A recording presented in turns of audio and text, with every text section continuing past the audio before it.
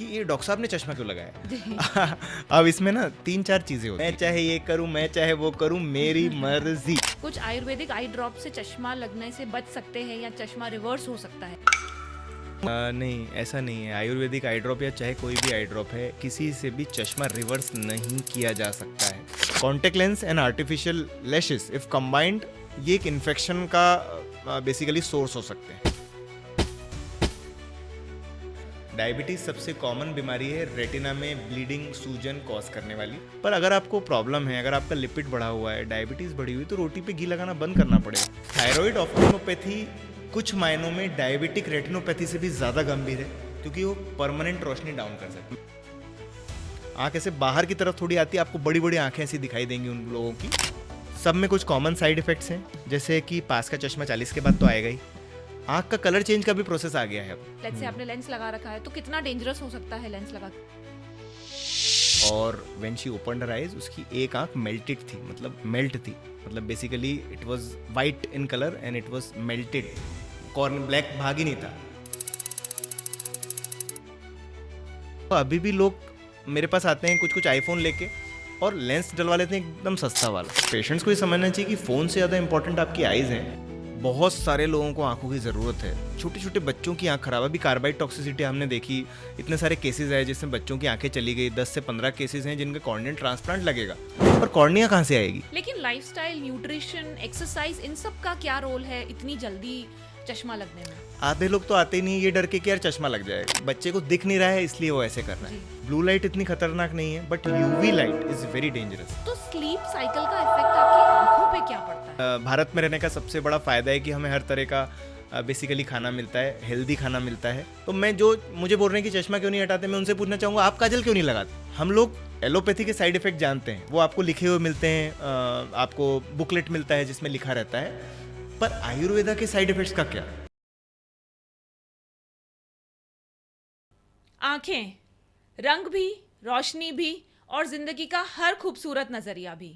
Hello दोस्तों, मैं हूं आपकी होस्ट विवक्षा और आप सुन रहे हैं our strength stories, stories that heal, inspire and connect hearts. इस पॉडकास्ट पर हम ऐसे रियल हेल्थ इश्यूज पर बात करते हैं जिसके सॉल्यूशंस तो काफ़ी सिंपल हैं, लेकिन सही गाइडेंस और अवेयरनेस की ज़रूरत है।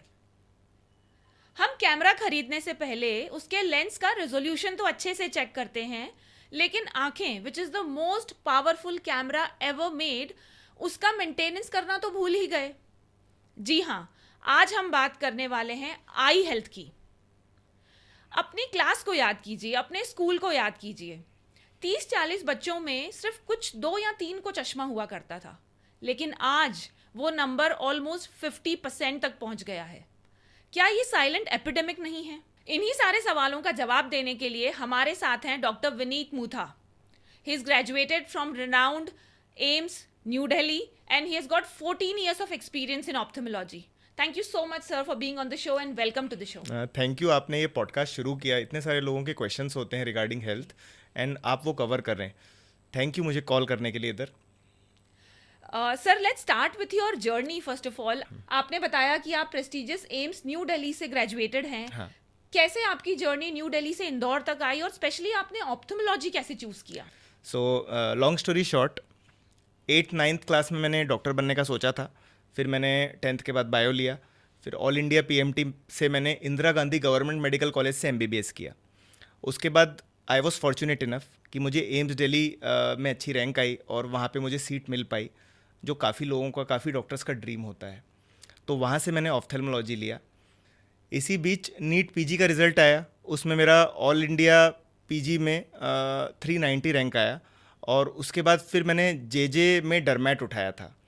बट मैंने दोनों सब्जेक्ट्स कंपेयर किए। ऑब्वियसली डरमैट में financially it is much better branch ऐसा माना जाता है, बट आजकल ऑप्थेल्मोलॉजी में भी बहुत स्कोप है।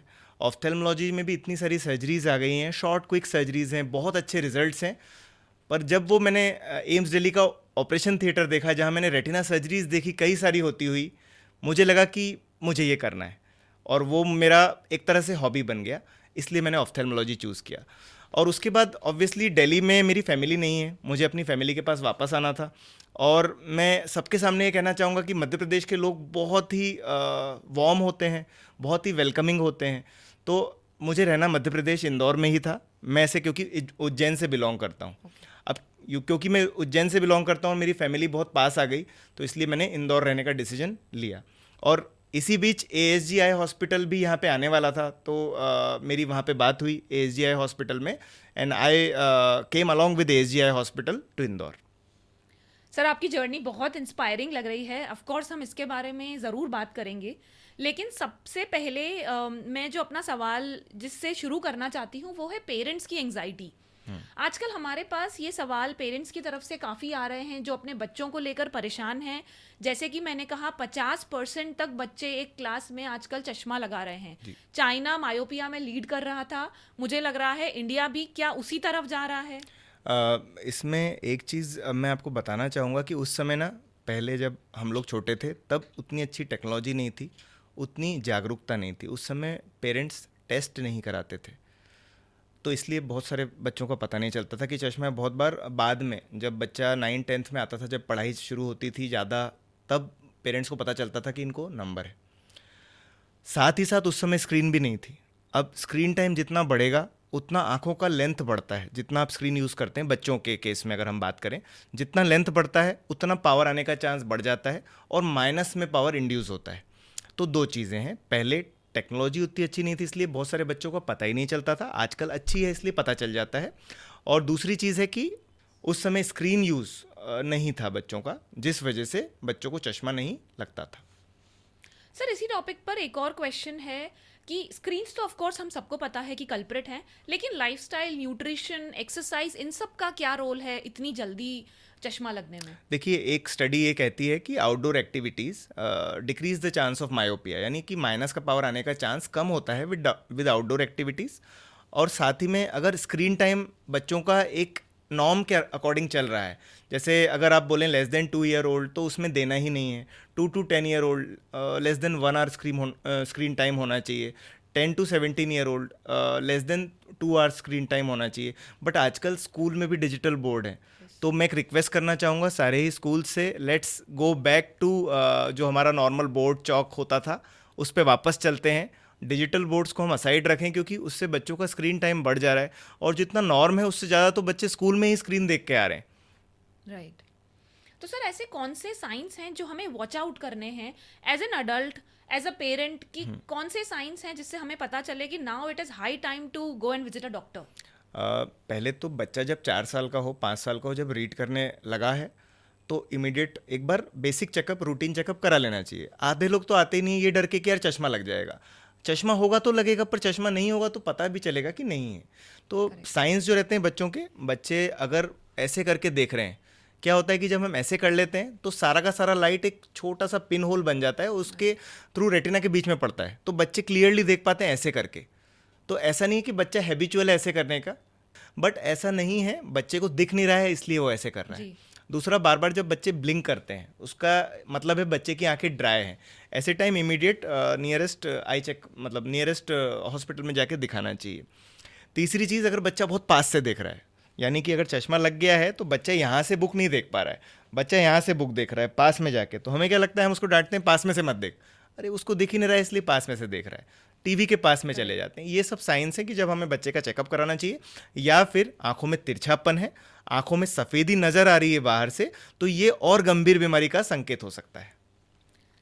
सर, समर्स में भी अगर मैं अपने बच्चों की बात करूं तो हर समर्स में मैंने उन्हें एक आई रेडनेस और ड्राई आईज की प्रॉब्लम फेस करते हुए देखा है, जिसे डॉक्टर ऑफ कोर्स कुछ ड्रॉप्स सजेस्ट करते हैं, उससे ठीक हो जाता है, but this is every summers this is happening. हाँ, तो इसके लिए हमें क्या करना है कि बच्चों को जो आई ड्रॉप्स है वो 3 to 4 टाइम्स डाल सकते हैं। ल्यूब्रिकेटिंग आई ड्रॉप्स होती हैं। समर्स में स्क्रीन टाइम कम से कम रखना है। अब बच्चे भी क्या रहता है, छुट्टी रहती है तो इमीडिएट मतलब आजकल पहले जैसा तो है नहीं कि बाहर से खेल के आ ही नहीं रहे, अंदर से बाहर नहीं जा रहे हैं, आजकल घर से बाहर नहीं जा रहे हैं बच्चे। तो आराम से बाहर खेलें। तब भी देखिए, धूप में खेलने की वजह से ड्राइनेस थोड़ा सा पहले भी आता था, अभी भी आएगा, बट वो स्क्रीन के ड्राइनेस से कम रहेगा। तो एंड जो आई ड्रॉप्स हैं दे आर वेरी सेफ। जो ल्यूब्रिकेटिंग आई ड्रॉप्स है जिसमें कोई ड्रग नहीं है, यानी कोई गंभीर केमिकल नहीं है, they are just tear supplements, आंसू जैसा, तो वो आई ड्रॉप्स भी हम यूज़ कर सकते हैं दिन में 2-3 बार। ज़्यादा ड्राइनेस है तो 4 बार बच्चों को। सर सिर दर्द को भी मैंने कई लोगों को आंखों से कनेक्ट करते हुए देखा है। अगर किसी को ऑफनली सिर दर्द हो रहा है हाँ तो वो अपना न्यूट्रिशन का ध्यान ना देते हुए ये सोचते हैं कि शायद मुझे चश्मा लग गया है इसीलिए सिर दर्द हो रहा है। जी, ये बिल्कुल सही बात है, क्योंकि जब चश्मा लग रहा होता है ना, मैंने इनिशियल साइंस में ये नहीं बताया, जब चश्मा लग रहा होता है तो बच्चा क्या करता है, अपनी आंखों पे जोर दे के देखता है, क्योंकि चश्मे से हेल्प मिलता है, पर चश्मा तो अभी बच्चा पहन नहीं रहा है, तो कहाँ पे आ रहा है, उसकी आंखों पे जोर। आंखों की जो मसल्स हैं, आंखों की जो नर्व्स हैं, वो लिंक्ड रहती हैं। इसको हम बोलते हैं एस्थेनोपिक सिम्टम्स, यानी आंखों की मांसपेशियों को एक्स्ट्रा यूज करने के कारण सर में यहाँ पर दर्द होना। पर यह भी ध्यान रखना है कि हल्का सर दर्द is a sign of glass refractive error, चश्मा लग रहा है। अगर बहुत ज़्यादा दर्द हो रहा है, एक तरफ दर्द हो रहा है, दर्द के साथ उल्टी वगैरह हो रही है, तो ऐसे टाइम बच्चे को पीडियाट्रिशियन के पास दिखाना है, वो दूसरी चीज़ हो सकती है। हल्का सा दर्द अगर यहाँ हो रहा है बच्चे को, तो डेफिनेटली वो चश्मे की वजह से हो सकता है, और इसके साथ एसोसिएटेड आंखों में से वाटरिंग। अगर हल्का सा सर दर्द और आंखों में से वाटरिंग हो रही है बच्चे को, इमीडिएट नियरेस्ट आई हॉस्पिटल ले जाना है। सर एक लास्ट क्वेश्चन जो हम अपने पेरेंट सेक्शन में कवर करना चाहेंगे कि क्या ऐसे प्रिकॉशंस हो सकते हैं जो पेरेंट्स और बच्चे फॉलो करें ताकि एटलीस्ट उनके प्लेइंग एज तक तो वो अब चश्मे से दूर रह पाएं। देखिए, चश्मा जेनेटिक भी होता है, तो हमेशा हर चीज़ फॉलो करने की वजह से ऐसा नहीं है कि चश्मा नहीं लगेगा। तो चश्मा क्योंकि जेनेटिक है, तो बहुत बार बच्चों को पेरेंट्स से आ जाता है, जबकि वो बिल्कुल भी स्क्रीन यूज़ नहीं कर रहे हैं, ऐसा भी हमने कई बार देखा है। तो ऐसे कोई साइंस नहीं है या ऐसे कोई टेक्निक नहीं है जिससे आप चश्मा आने पे रोक लगा सकते हैं। इंक्रीज्ड आउटडोर एक्टिविटीज़ है ना, डिक्रीज स्क्रीन टाइम, ये दो चीज़ें हैं जिससे हम चश्मा आने पर रोक लगाने का कोशिश कर सकते हैं। पर फॉर्चुनेटली हम इस एरा में हैं जब चश्मा बढ़ने से रोका जा सकता है। आजकल आई ड्रॉप्स आ गई हैं बच्चों के केसेस में, जिससे कि चश्मा बढ़े ही ना। तो these eye drops are very successful, और इनके कोई साइड इफ़ेक्ट्स नहीं हैं। रोज़ एक बार डालनी पड़ती है। एट्रोपिन 0.01%। तो ये आई ड्रॉप से चश्मा बढ़ने पर रोक लगाई जा सकती है। अगर आई ड्रॉप काम ना करे तो मायोपिया कंट्रोल ग्लासेस भी आ गए हैं, जिनको हम कहते हैं पेरिफेरल डिफोकस ग्लासेस। बेसिकली क्या काम करते हैं वो, कि आंखों पे जो लाइट पड़ रही है वो बीच में ही पड़वाते हैं, साइड की रोशनी हल्की सी कम करते हैं, जिससे कि आंखों की लेंथ ना बढ़े, क्योंकि जितना स्टिमुलस मिलेगा उतनी लेंथ बढ़ेगी। आंखों की लेंथ नहीं बढ़ेगी तो जैसे मैंने बताया कि चश्मा बढ़ने से रुक सकता है। तो ये दो टेक्नोलॉजी से हम चश्मे पर रोक लगा सकते हैं, इंक्रीज इन पावर से। रिवर्स नहीं कर सकते, स्टडीज चल रही हैं रिवर्सल की मेडिसिन पे भी, बट अभी फिलहाल यही है लिटरेचर में। जी sir. Sir now before moving to the adult section, एक चीज़ जो मैंने बहुत ही मज़ेदार आपके बारे में नोटिस की है कि आप सिर्फ पेशेंट्स का ऑपरेशन नहीं कर रहे हैं, इंस्टाग्राम पे भी आप एक बहुत ही sarcastic and funny channel run करते हैं, विच इज़ विनेट मुथा। हाँ। बहुत ही क्रिएटिव लगा मुझे। हाँ। एक क्रिएटिव वे में आप आई इन्फॉर्मेशन देते हैं, आई हेल्थ के बारे में सबको बताते हैं, फनी, ह्यूमर, सरकास्टिक, सब कुछ मुझे लगा आपके पेज में। तो आप मुझे ये बताइए कि एक तो इतने बिजी रहने के बाद with all the OPD surgery, आप ये पेज रन कैसे करते हैं और इसका मोटिवेशन आपको कैसे मिला? ओके, तो सबसे पहले तो मैं अपनी डिजिटल टीम से थैंकफुल हूँ। कम्युनिटी मीडिया मार्केटिंग नाम से मेरी डिजिटल टीम है जो मुझे हेल्प करती है। आई थिंक मेरी जो जर्नी स्टार्ट हुई थी, सबसे पहले वो इस तरह से हुई थी, मैंने केबीसी का वीडियो बनाया था, कौन बनेगा करोड़पति में अमिताभ बच्चन बैठा है, आई मिमिक एक्टर्स ऑल्सो, एंड सामने नाना पाटेकर जी बैठे हैं, और उसमें मैंने उनकी वॉइस चेंज कर दी थी। मैंने अमिताभ बच्चन का पहले मिमिक्री किया था, ये बोलते हुए कि भाई डायबिटिक रेटिनोपैथी में ब्लीडिंग क्यों आ जाता है, और फिर नाना पाटेकर जी की तरफ से उसका आंसर दिया गया, और अमिताभ बच्चन बोल रहे हैं वो गलत जवाब है। उसमें नाना पाटेकर का जो जवाब था वो था डॉक्टर की गलती के कारण ब्लीडिंग आ गया, तो अमिताभ बच्चन बोलते हैं कि नहीं, वो डायबिटीज़ के कारण आ गया था। तो ये चीज़ मैंने बनाई, बट उसको एक फॉर्मुलेट किया वीडियो में कम्युनिटी मीडिया मार्केटिंग ने, और उसकी वजह से क्या हुआ कि मेरा कॉन्फिडेंस बढ़ा। और दिस इज़ नॉट कि मैं उनकी कुछ मतलब this is not a paid promotion, मैं जस्ट बता रहा हूँ। जब उन्होंने मेरा ये वीडियो बनाया तो मुझे लगा यार मैं इसमें कुछ कर सकता हूँ। और उसके बाद फिर बहुत सारे फेलियर्स के बाद बहुत सारे वीडियोस नहीं चले, लगा यार छोड़ दें। बट फिर कुछ वीडियोस जब मुझे लोग पहचानने लगे, लोग बोलने लगे कि नहीं ऐसा और बनाओ, तो मैं बनाने लगा, and it was a very slow process. But एक वीडियो आया मेरा जिसमें कि मैं बता रहा हूँ कि सर्जरी जो है 40,000 की, पर लेंस 20,000 का है, एंड इट वेंट वायरल। तब मेरे 7,000 कुछ फॉलोअर्स थे, और उस वीडियो के बाद डायरेक्ट मेरे 10,000 फॉलोअर हो गए। 3,000 फॉलोअर केवल उस वीडियो से बढ़ गए। उसमें मैं दिखा रहा हूँ पीछे से, क्योंकि सास भी कभी भौतिक का थीम चल रहा है और मैं बता रहा हूँ ये देखो इसके मशीन का इतना चार्ज है, इसका इतना चार्ज है, नर्सिंग स्टाफ की इतनी सैलरी है, डॉक्टर की इतनी सैलरी है, और वो उस पर काफ़ी सारे लोगों ने और कंटेंट भी बनाया इसमें। तो वो चीज़ की वजह से मुझे और कॉन्फिडेंस आया। फिर एक और वीडियो मेरा चला था जिसमें कि मैं बोल रहा हूँ लेसिक करा ले मत करा ले। और क्या होता है आजकल कॉन्फ्रेंसेस में भी हम कहीं जाते हैं तो डॉक्टर्स मुझे मिलते हैं, मुझे अच्छा लगता है कि लोग मुझे अब जानते हैं। तो ये कारण है, ये उसका इम्पल्स है। और primarily it is based on hobby, कि जब हमारी हॉबी हमें करनी होती है ना तो हम अपने बिजी शेड्यूल के बाद भी टाइम निकाल लेते हैं। Daily Right. ओपीडी मेरी 60-70 प्लस रहती है, डेली ऑलमोस्ट 7-8 सर्जरीज रहती है, कभी कभी बहुत ज़्यादा भी रहती है। बट मैं क्या करता हूँ कि वीडियो रिकॉर्ड कर लेता हूँ, जस्ट सिंगल टेक लेता हूँ, उसके बाद जो भी एडिटिंग है वो हमारे डिजिटल मार्केटिंग वाले करते हैं। और जो इजी वाले वीडियोस हैं मैं रात में जब सो रहा होता हूँ, जब फैमिली सो जाती है 11 से 12 बजे के करीब, तब मैं उसका एडिटिंग कर लेता हूँ और शेड्यूल कर देता हूँ। तो इस तरह से वो चैनल मेंटेन हो पा रहा है, और channel is maintaining only based on like trust and बहुत सारे लोग उसमें कमेंट्स करते हैं, बहुत सारे लोग मुझे मैसेज करते हैं, तो ये चीज़ मुझे इम्पल्स देती है। There is no financial thing involve in that, कि मुझे देखिए हर चीज़ पैसे के लिए नहीं करना जी। होती है, कुछ चीज़ बस हॉबी होती है। तो this is the impulse behind my channel. Great sir, again this is another side that we will explore more. फिलहाल हम मूव करते हैं हमारे एडल्ट सेक्शन में, Okay. विच इज आपने जैसे बताया बच्चों के लिए तो हम हटा सकते हैं screens, we can go back to the traditional teaching methods, लेकिन एडल्ट्स के लिए क्या? आजकल लैपटॉप और कंप्यूटर्स हर जगह डिजिटल हो गया है। हम जैसे आईटी वाले तो of course 8 to 9 hours spend करते हैं लैपटॉप पे। Even people not from IT have to spend things on laptop, तो हम उसे कैसे कम कर सकते हैं? देखिए उसे तो आप कम नहीं कर सकते, क्योंकि वो आपकी लिविंग है, जी। That's the way you like do your job. और काफ़ी सारी जगह पे आजकल कंप्यूटर, इवन हम लोग खुद ऑफ्थेल्मोलॉजिस्ट भी हैं, हमारा ईएमआर सॉफ्टवेयर होता है which is fully based on computer. हम खुद दिन भर स्क्रीन के सामने बैठे रहते हैं। बट इसको कैसे हम टैकल करें? तो इसमें पहली चीज़ है कि आफ्टर एवरी 1 आवर 5 मिनट्स आंखों को बंद कर लें, रेस्ट दें।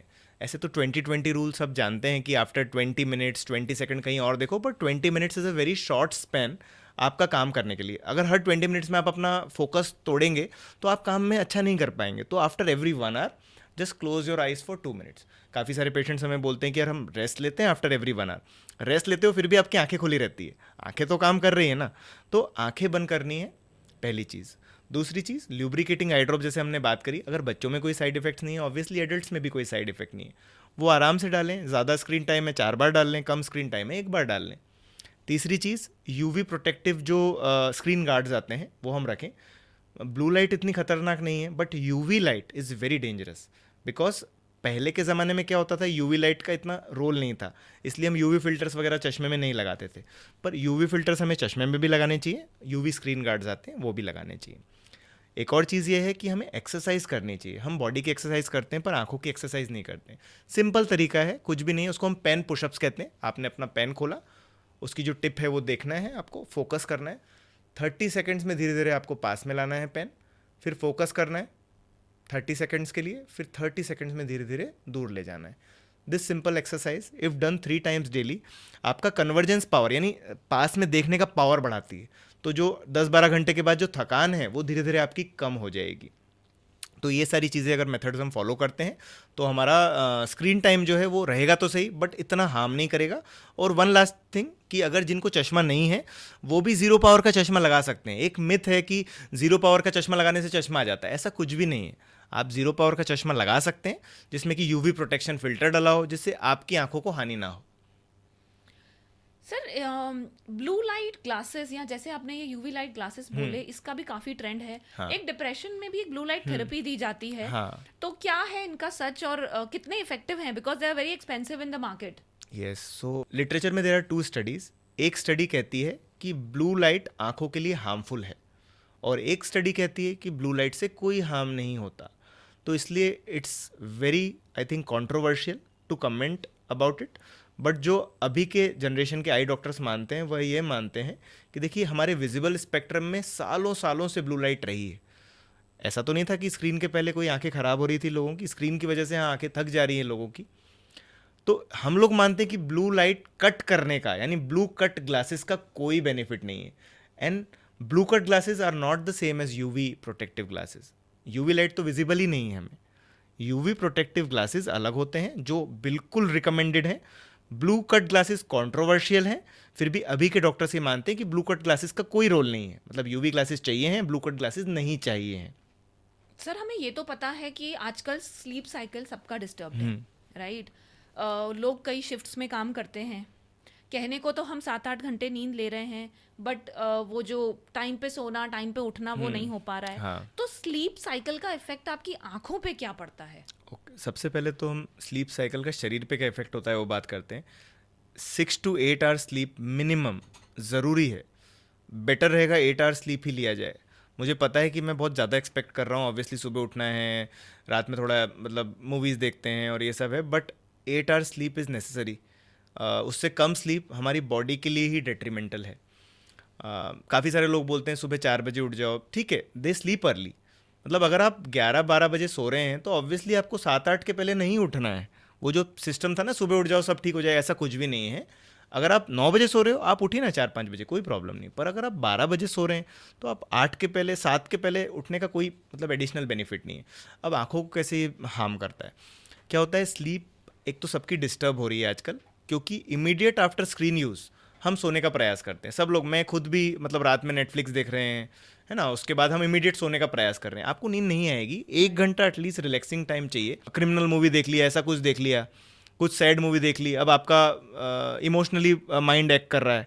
माइंड को एकदम रिलैक्सेशन चाहिए without any thoughts for at least 1 hour prior to your sleep, तभी नींद अच्छी आती है। दूसरी चीज़, ये जो लाइट होती है, मेलाटोनिन हार्मोन होता है बॉडी में जो पिट्यूटरी ग्लैंड सिक्रीट करता है, जब हमें अंधेरा मिलता है और रिलैक्सेशन मिलता है तो हायर सिक्रीशन, हायर कंसंट्रेशन में निकलता है, जो हमें सोने में मदद करता है। अगर स्क्रीन हम यूज़ कर रहे हैं तो इतनी लाइट की वजह से शायद मेलाटोनिन का लेवल भी डिक्रीज़ हो सकता है, बट ये मैंने लिटरेचर में चेक नहीं किया, बट जस्ट मैं बता रहा हूँ कि लाइट से मेलाटोनिन कम होता है। तो अगर मेलाटोनिन कम होगा तो नींद आने में दिक्कतें आएंगी। साथ में इतना सारा स्क्रीन यूज़ करते हैं, रात में अंधेरे में सारी लाइट हमारे आंखों के नीचे पड़ती है, जिससे डार्क सर्कल्स का भी प्रॉब्लम आ सकता है। तो ये सब प्रॉब्लम्स होता है, इसलिए मैं कहूँगा adequate sleep is very important and stop screen use 1 hour prior to your sleep. Right sir, आपने एक डार्क सर्कल के बारे में बात करी, जिससे मुझे एक सवाल आता है कि आजकल स्किन केयर ट्रेंड बहुत बढ़ गए हैं, हाँ, राइट? बिल्कुल। एक्टिव्स यूज कर रहे हैं लोग, हाँ। डार्क सर्कल के लिए आई क्रीम्स आ रही हैं, रेटिनॉल्स वगैरह भी काफी यूज कर रहे हैं। तो आप उसको अंडर आई में जब लगाते हैं for relaxation of your I, under eye area, उसका क्या इफेक्ट पड़ सकता है आंखों पे? बिल्कुल पड़ सकता है। देखिए, इसलिए हमेशा ब्रांडेड प्रोडक्ट यूज़ करना है। डर्मेटोलॉजिस्ट रिकमेंडेड नहीं, डर्मेटोलॉजिस्ट चेकअप के बाद जो लिखता है, प्रेस्क्रिप्शन देते हैं, वो वाले प्रोडक्ट यूज़ करने, ना कि इंस्टा पे देख के कि इसने ये बता दिया, ये बता दिया, यूट्यूब पे ये डर्मेटोलॉजिस्ट ने ये बता दिया। या ये कभी कभी एक तो प्रॉब्लम क्या है आजकल, जस्ट ब्यूटी इन्फ्लुएंसर्स भी वही ज्ञान दे रहे हैं। डर्मेटोलॉजिस्ट एक क्या डिग्री होल्डर्स हैं, मेरे हिसाब से डिग्री होल्डर जो आपको चेक करके प्रिस्क्राइब करें वही चीज़ें यूज़ करनी है। बहुत सारे इन्फ्लुएंसर ड्रिवन जो प्रोडक्ट्स होते हैं वो को ब्रांडेड होते हैं और वो फाइनेंशियली बेसिकली उसके लिए कुछ मिलता है बताने के लिए। तो मेरे हिसाब से वो फाइनेंशियली ओरिएंटेड प्रोडक्ट हमें यूज़ नहीं करने, डर्मेटोलॉजिस्ट सजेस्टेड और डर्मेटोलॉजिस्ट से चेकअप करके ही जो प्रोडक्ट मिल रहे हैं हमें लेने चाहिए। And what about the makeup products, right? So artificial lashes and all, they are very common. और अगर कोई इसी फील्ड में है, जो कैमरा फील्ड में है, मॉडल्स हैं, मे बी एक्टर्स हैं, they use a lot of eyelashes, fake eyelashes. हाँ, तो उसका क्या? पहले हम काजल पे आते हैं। काजल का क्या प्रॉब्लम होता है कि काजल लोगों को बस बाहर बाहर यहाँ लगाना चाहिए। अगर लगाना ही है, मतलब हम तो रिकमेंड नहीं करते, पर लगाना ही है तो बाहर बाहर लगाना चाहिए बस। लोग क्या करते हैं, पलक को पलट के अंदर की तरफ लगा देते हैं, और ये जो अंदर की तरफ लगाते हैं ना, यहाँ बहुत इंपॉर्टेंट ग्लैंड्स होते हैं हमारी आइज़ के, मीबोमियन ग्लैंड्स, ये ऑयल सिक्रीट करते हैं। अब वो उसमें तो काजल के पार्टिकल घुस गए, तो ऑयल सिक्रीशन हो ही नहीं रहा है, तो उसमें वाटरी आइज, इरिटेटिंग होता है थोड़ा सा, और रेडनेस आ जाती है। तो ये सब चीज़ों से हमें बचने के लिए पहले तो काजल अगर लगाना ही है, मतलब हम रिकमेंड नहीं करते, पर लगाना ही है तो बस बाहर बाहर तरफ लगाएं। आर्टिफिशियल लैशेस का कोई प्रॉब्लम नहीं है। आर्टिफिशियल लैशेस क्या है, आँख में जा सकते हैं, तो क्योंकि आँख में जा सकते हैं, आँख की तरफ टर्न हो सकते हैं, मसल लिया आँख की तरफ टर्न हो गए तो आपकी कॉर्निया को इंजोर कर सकते हैं। आर्टिफिशियल देखिए आईलैशेस आप लगा सकते हैं, बट बहुत ही ध्यान से लगाना है, और उसके साथ कभी कॉन्टैक्ट लेंस नहीं लगाना है। Contact lens and artificial lashes if combined, ये एक इन्फेक्शन का बेसिकली सोर्स हो सकते हैं। सर ये आयुर्वेदिक आई ड्रॉप्स का भी मैंने कई जी, बार सुना है, जी। इंस्टाग्राम में भी सुना है, और कई बड़े लोग भी ये मानते हैं कि कुछ आयुर्वेदिक आई ड्रॉप से चश्मा लगने से बच सकते हैं या चश्मा रिवर्स हो सकता है। इसका क्या सच है? नहीं, ऐसा नहीं है। आयुर्वेदिक आई ड्रॉप या चाहे कोई भी आई ड्रॉप है, किसी से भी चश्मा रिवर्स नहीं किया जा सकता है। अगर कोई ये क्लेम कर रहा है तो आप उनसे लिटरेचर पूछें, कहाँ पब्लिश्ड है, कितने पेशेंट्स पे ये किया गया है। अब ऐसे लोग भी क्या करते हैं, मैंने कई सारे पॉडकास्ट देखे हैं जिसमें व्हाट्सएप मैसेज शो कर देते हैं, जी। हमारे बच्चे का चश्मा हट गया आपकी आई ड्रॉप से, बट हमें कैसे पता? तो इसलिए आजकल जर्नल्स होती हैं, आयुर्वेदा में भी कई सारी जर्नल्स होती हैं, जो प्रॉपर क्वालिफाइड आयुर्वेदिक डॉक्टर्स हैं, वो ये कभी क्लेम नहीं करेंगे कि चश्मा हट सकता है। हाँ, चश्मा रुक सकता है, ये मैं मानता हूँ, जैसे हमारी आई ड्रॉप से भी हट सकता है। अब मैंने आयुर्वेदा की पढ़ाई नहीं करी है, इसलिए आई डोंट थिंक मैं उसके बारे में कमेंट करने के लिए सही व्यक्ति हूँ, बट चश्मा रिवर्स नहीं किया जा सकता है। आयुर्वेदिक कुछ क्रियाएं होती हैं जिससे कि चश्मा हट सकता है, ऐसा क्लेम करते हैं सोशल मीडिया पे, पर अगर आप प्रॉपर आयुर्वेदिक डॉक्टर से बात करेंगे, वो बोलेंगे this is for I dryness, आंखों में सूखापन आने के लिए, आंखों में इरिटेशन होने के लिए बहुत अच्छी क्रिया है। एंड इट मेक सेंस कि आंखों में आप एक सराउंडिंग कुछ लगा रहे हैं जिसके अंदर आप घी या पदार्थ जो भी डाल रहे हैं, उससे ऑब्वियसली आंखों का सूखापन ठीक हो सकता होगा, बट चश्मा रिवर्स करना नहीं संभव है ना, क्योंकि आप कुछ आयुर्वेदिक चीज़ आप सर पे रख लेंगे तो उससे आपकी हाइट छोटी नहीं होगी। करेक्ट। सिमिलरली आंखों का साइज बढ़ चुका है, अब वो छोटा होना असंभव है। जी। तो इसके लिए मैं एक और चीज़ कहना चाहूँगा, एक आई ड्रॉप है जो एलोपैथी में चश्मा हटाने का क्लेम करने लगी है, अभी स्टार्टिंग फेजेस आए हैं। पायरेनजेपाइन आई ड्रॉप्स जो होती हैं उसमें बोला गया है कि वो स्क्लेरा जो सफ़ेद भाग है उसको टाइट करके आंखों की साइज छोटा करता है। तो ये आई ड्रॉप अभी बहुत ही अर्ली फेजेस में to comment upon, side effects बहुत सारे हो सकते हैं शायद, तो इसके जब फेज 4 ट्रायल हो जाएंगे, मतलब 10-12 साल के ट्रायल्स हो जाएंगे, तब शायद ही ह्यूमन यूज़ के लिए लॉन्च हो। बट वो भी कितना रिड्यूस करेगी, ज़्यादा से ज़्यादा 0.51 डायप्टर। आयुर्वेदा अगर क्लेम करते हैं कि चश्मा हट जाएगा, दैट इज़ रॉन्ग। हाँ, आंखों की सेहत अच्छी रहेगी, that may be right, but again I am not the right person to comment upon it. दूसरी चीज़, हम लोग एलोपैथी के साइड इफेक्ट जानते हैं, वो आपको लिखे हुए मिलते हैं, आपको बुकलेट मिलता है जिसमें लिखा रहता है, पर आयुर्वेदा के साइड इफेक्ट्स का क्या? आयुर्वेदिक मेडिसिन के साइड इफेक्ट होते हैं, कैटरेक्ट बनने के हाई चांस होते हैं। इनफैक्ट अगर किसी को यंग एज में कैटरेक्ट हुआ है, हमारा पहला सवाल ये रहता है कि स्टीरॉयड या आयुर्वेदिक ड्रॉप आपने यूज़ करी है, स्टीरॉयड या आयुर्वेदिक थेरेपी आपने लंबे समय लिए। स्टीरॉयड थेरेपी के साइड इफेक्ट हैं, आयुर्वेदिक थेरेपी के भी साइड इफेक्ट्स हैं। ग्लोकोमा आयुर्वेदिक दवाइयाँ लीडिंग कॉज ऑफ ग्लोकोमा में आती हैं अलॉन्ग विद स्टीरॉइड्स। ऑब्वियसली ऐसा नहीं बोलेंगे कि स्टीरॉइड से ऊपर है, पर रिस्क हाईएस्ट विद स्टीरॉइड्स, पर आयुर्वेदिक दवाइयाँ भी ग्लोकोमा कॉजिंग मेडिसिन में आती हैं। मैं क्लियर कहना चाहता हूँ कि शरीर में अगर कोई भी चीज़ का ज़्यादा सेवन होगा ज़रूरत से, वो साइड इफ़ेक्ट कॉज कर सकती है। तो ये हमें समझना है कि आयुर्वेदिक दवाइयों के भी प्रोज एंड कॉन्स हैं। हो सकता है आई हेल्थ बढ़ाती हो, पर मोतियाबिंद का रिवर्सल यानी कैटरेक्ट अपने आप ठीक कर देना, बाकी बीमारियां जैसे रेटिना डिटैचमेंट अपने आप ठीक कर देना, ये संभव नहीं है। कैटरेक्ट केवल कैटरेक्ट सर्जरी से ठीक होता है, रेटिना डिटैचमेंट केवल ऑपरेशन से जोड़ा जा सकता है, तो ये हमें समझना होगा। और सर कई घरेलू नुस्खे भी हैं, गाजर बीटरूट का जूस, घास पे सुबह नंगे पैर चलना, इन सब का कोई एक्चुअली इफेक्ट है आई हेल्थ पे? डेफिनेटली गाजर और बीटरूट जो है, एनी वेजिटेबल और फ्रूट विच इज़ ऑरेंज और रेड इन कलर, इसमें विटामिन ए का कंटेंट, विटामिन ए का भी पर्टिकुलर पदार्थ बीटा कैरोटीन का कंटेंट बहुत ज़्यादा होता है, जो कि आंखों के लिए बहुत बेनिफिशियल होता है। बट अगेन चश्मा हटेगा नहीं, उससे आंखों की हेल्थ अच्छी रहेगी, आपकी आंखों में ड्राइनेस नहीं आएगा, आपका रेटिना शायद अच्छा रहेगा, बट चश्मा नहीं हट सकता है, कैटरेक्ट नहीं हट सकता है। अब जो एक्यूप्रेशर या एक्यूपंचर थेरेपीज़ होती हैं, इसमें भी बताया जाता है, बट वही मैंने उसके बारे में स्टडी नहीं किया है, मैं उसके बारे में कमेंट नहीं कर सकता।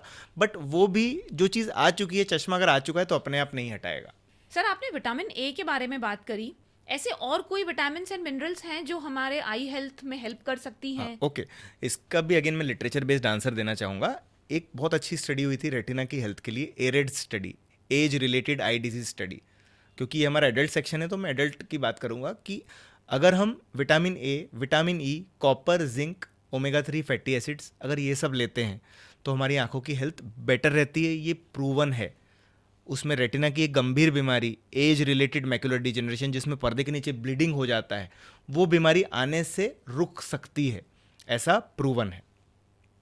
ठीक है सर, कोई आप ऐसा फूड रिकमेंडेशंस या कुछ देना चाहेंगे जो हमें ये तो पता है fruits and vegetables healthy food खाना है, जंक फूड अवॉइड करना है, बट एनीथिंग स्पेसिफिक जो अपने आई, हमारी ऑडियंस जो आई हेल्थ की तरफ ध्यान दे रही हाँ, है? गाजर, टमाटर, बीट रूट, ठीक है, एप्पल बहुत अच्छा है, पालक अच्छा है आँखों के लिए। अगर आप नॉनवेज लेते हैं तो फिश अच्छा है आँखों के लिए, क्योंकि उसमें ओमेगा 3 फैटी एसिड्स होते हैं। और बादाम अच्छे हैं, तो ये सब आप लें। ब्लूबेरी, रास्पबेरी बहुत अच्छा है, ये सब आप लीजिए। और देखिए अनगिनत है। आई थिंक भारत में रहने का सबसे बड़ा फ़ायदा है कि हमें हर तरह का बेसिकली खाना मिलता है, हेल्दी खाना मिलता है और होम कुक्ड फूड मिलता है। तो आई थिंक अच्छे से खाना चाहिए, जो भी न्यूट्रिशियस चीज़ें वो आँखों को बेनिफिट देगी। सर एक सीजन आता है साल भर में एक बार, एक आई फ्लू का सीजन चलता है, हाँ, करेक्ट, राइट? करेक्ट। उसमें आपके पास भी बहुत पेशेंट्स आई फ्लू वाले आ हाँ, जाते हाँ, होंगे। हाँ, जी। क्लास में भी काफी बच्चों को हम हाँ, चश्मा लगाया हुआ देखते हैं। तो कब वो सीजन आता है और किस समय हमें ध्यान रखना है उन चीजों का कि हम आई फ्लू से बच सकें? देखिए कई बार वो सीज़न आ सकता है, एपिडेमिक फैल सकता है, बट यूजुअली हम कॉमन चीज़ों की बात करें तो बारिश के मौसम में सबसे ज़्यादा आई फ्लू फैलता है। का कारण ये है कि बेसिकली क्या होता है, एक किसी को हुआ उससे फैलता है। तो इसको कैसे बचाना है? सबसे पहले तो आप उसको होने से बचा नहीं सकते, होना होगा तो होगा, पर कैसे आप फिर भी प्रोटेक्ट करेंगे अपने आप को? हाथ धोते रहें बिना कारण के भी, ठीक है। दूसरी चीज़, अगर आंखों में लाली आ गई है तो मतलब पूरा रेडनेस हो गया और डॉक्टर को दिखाएं सबसे पहले तो। अगर डॉक्टर बोलें कि ये फैल सकता है, यानी कम्युनिकेबल डिजीज़ है, तो आप मतलब सीमित रहें घर तक, जॉब से छुट्टी ले लें, स्कूल से छुट्टी ले लें, पेरेंट्स स्कूल से बच्चों को छुट्टी दिलवा दें। बच्चे हाथ धोते रहें, उनके हैंड टॉवल्स, उनके फेस टॉवल्स अलग रहें बाकी लोगों के फेस टॉवल से, क्योंकि आँख से आँख में नहीं फैलता है वो। हमारा बहुत बड़ा एक मिसकंसेप्शन है कि इसकी आँख को हमने देख लिया उससे हमें रेडनेस आ गया, वैसा नहीं फैलता है।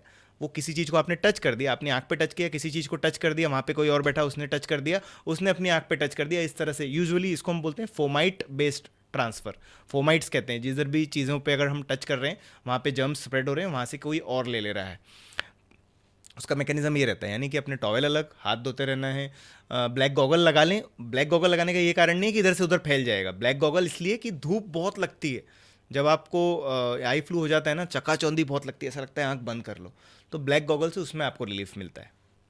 सर आपने जैसे हाथ धोना बताया, मुझे एक और प्रैक्टिस याद आई है। काफी बड़े लोगों की आदत होती है बार बार जाके वो ठंडे पानी से आंखें धोते हैं। उन्हें लगता है इससे शायद हाइड्रेटेड रहेंगी आंखें। तो क्या ये सच है? है ना, इसका ख्याल भगवान ने रखा हुआ है ऑलरेडी। एक टीयर फिल्म दी है हमारी आंखों पे, जो 0.3 माइक्रोन की होती है, जो एक पतली सी लेयर है जो आंखों को कवर कर दी है। और स्क्रीन टाइम जो रहता है वो इसको डिसरप्ट करता है, क्योंकि लगातार आंखें खोली है। देखिए क्या होता है, 1 मिनट में 12 बार आंख ब्लिंक होनी चाहिए आइडियली, पर अभी हम आई थिंक पॉडकास्ट में बैठे हैं तो हम लोग मुश्किल से 1 मिनट में 2 या 3 बार आंख ब्लिंक कर रहे हैं, क्योंकि अभी हम काम कर रहे हैं। मैं अब जानबूझ के ऐसे सोच के ऐसे ब्लिंक करूंगा तो आपका पॉडकास्ट नहीं चलेगा। तो ये चीज़ है कि टीयर फिल्म एडिक्वेट रहती है बिना स्क्रीन टाइम के। अगर आपका स्क्रीन टाइम बहुत ज़्यादा है और आपकी टीयर फिल्म ब्रेक हो रही है, तो मैंने जो टीयर सप्लीमेंट आई ड्रॉप्स बताई है वो बेटर रहती है पानी से धोने से कंपैरिजन में। और दूसरी चीज़, अगर पानी से धोना ही है, आपको अच्छा लगता है अगर वो, तो हल्के हल्के पानी से धोएं। लोग कैसे छपके मारते हैं, अब वो तो टीयर फिल्म ब्रेक कर रहा है ना, आपकी ऑलरेडी टीयर फिल्म में उस पर एकदम से स्प्लैश आया पानी का, वो टीयर फिल्म ब्रेक हो रही है। तो बेसिकली हल्के हल्के हाथ से पानी डालें आंखों में, तेज़ नहीं स्प्लैश करना है। कुनकुना पानी ज़्यादा अच्छा रहता है, क्योंकि ठंडे जो पानी हमारे ऑयल के ग्लैंड्स होते हैं उसको ओपन करता है। ठंडे पानी तब अपने को करना है अगर आपकी eyes are prone to allergies, क्योंकि cold decreases the chances of allergy. मतलब बार बार अगर रिकरेंट रेडनेस हो रहा है, आप कोल्ड से भी कर सकते हैं। बट सबसे बेटर रहेगा कि आप नियरेस्ट आई हॉस्पिटल जाएं। अगर आपकी आंखों में प्रॉब्लम है, डॉक्टर से कंसल्ट करें, उनसे पूछें कि हमें कुनकुना सेक करना चाहिए या ठंडा सेक करना चाहिए, या वाइस वर्सा, पानी कौन सा यूज़ करना चाहिए। सर एक आदत जो हमारे इंडियंस में है, सेल्फ मेडिकेशन। हम हर चीज में, बुखार में, कोई हाँ, पेन में, correct. ऑफ कोर्स वो आंखों पे भी अप्लाई करता है। कई जी, लोग डायरेक्ट केमिस्ट के पास जाके आई ड्रॉप ले आते हैं।